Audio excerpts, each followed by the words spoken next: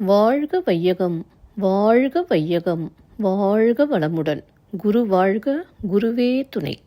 அருட்பெரும் ஜோதி, அருட்பெரும் ஜோதி, தனிப்பெருங் கருணை, அருட்பெரும் ஜோதி.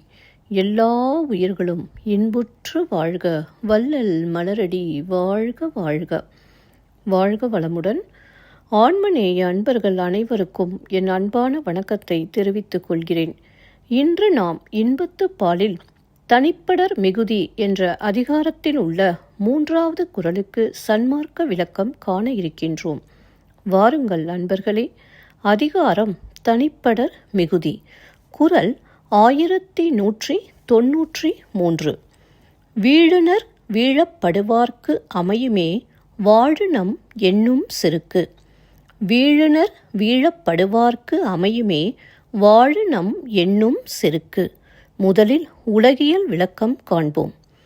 காதலரால் விரும்பப்படுகின்றவருக்கும் பிரிவு துன்பம் இருந்தாலும் மீண்டும் வந்தபின் வாழ்வோம் என்று இருக்கும் செருக்கு தகும். இப்பொழுது சன்மார்க்க விளக்கத்தை காண்போம். நாம் விரும்பும் இறைவனால் நாம் விரும்பப்படும் போது நாம் எதைக் கண்டும் அஞ்ச வேண்டாம். ஏனென்றால் இறைவனின் பிடியுள் நாம் இருக்கிறோம் என்ற மகிழ்ச்சி இருக்கும். மீண்டும் ஒருமுறை கூறுகிறேன்.